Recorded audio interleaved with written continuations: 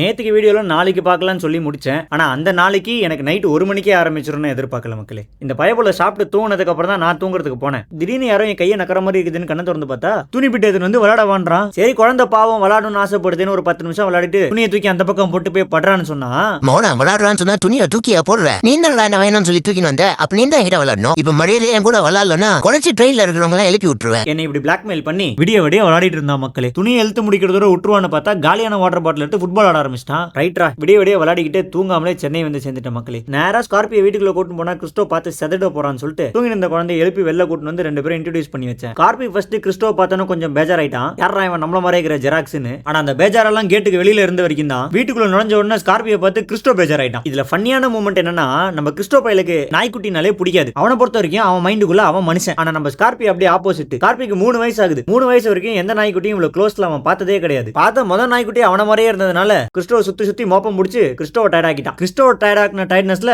அவனும் டயர்ட் ஆயிட்டான். நைட்டு ஃபுல்லா தூங்காம வந்ததுல நானும் டயர்ட் ஆயிட்டேன். சோ நாங்க எல்லாருமே ஒரு குட்டி தூக்கத்தை போட்டு ஆன் த வேல ஸ்கார்பியோக்கு ஒரு பெல்ட் வாங்கிட்டு வண்டியை ஸ்டார்ட் பண்ணா சோதிக்காதீங்கடா என்னைய. அப்படிதான் இருந்துச்சு மக்களே. வண்டி ஸ்டார்ட்டே ஆகல. எனக்கு ஒரே டென்ஷன் ஆகி போச்சு. சரி டக்குன்னு ஒரு ஆட்டோவை போட்டு எல்லாரும் எடுத்துன்னு போய் வீட்டுல டிராப் பண்ணிட்டு என் காடியை தட்டு நேரா டாடா மோட்டார்ஸ் போனேன். எங்க கிட்ட ஆளுங்கலாம் கிடையாது சார். நீங்க கஸ்டமர் கேர் ஃபோன் பண்ணி கம்ப்ளைண்ட் ரைஸ் பண்ணுங்க, அவங்க வந்து ஹெல்ப் பண்ணுவாங்க. கம்ப்ளைண்ட் புக் பண்ணிட்டு அவன் வர வரைக்கும் வெயிட் பண்ணிட்டு இருந்தோம். அவன் வந்து வண்டியெல்லாம் செக் பண்ணி பார்த்துட்டு நான் இப்போதைக்கு ஜம்ப் ஸ்டார்ட் பண்ணி கொடுக்குறேன், ஆனா பேட்டரி தான் பிரச்சனையான ஒரு வாட்டி நீங்க கடையில போய் செக் பண்ணிடுங்க சார்னு சொன்னான். மறுபடியும் அங்கே இந்த காடியை தட்டின்னு பேட்டரி ஷாப்புக்கு போய் பேட்டரி செக் பண்ணா பேட்டரி நல்லா தான் இருக்கு, பேட்டரியில எந்த பிரச்சனை இல்லைன்ட்டாங்க. அவ்வளவுதான் மக்களே. பிபி 180 தாண்டிடுச்சு. நேர கொடுமை. அங்கே இந்த வண்டி எடுத்துன்னு போய் டாடா மோட்டார்ஸ்ல விட்டு பிச்சு போட்ட பரோட்டா மாதிரி வீட்டுக்கு வந்து சேர்ந்துட்ட மக்களே. டேயோட சேர்ந்து நானும் இன்னைக்கு முடிஞ்சிட்டேன். நாளைக்கு பார்க்கலாம். டாடா பாய்.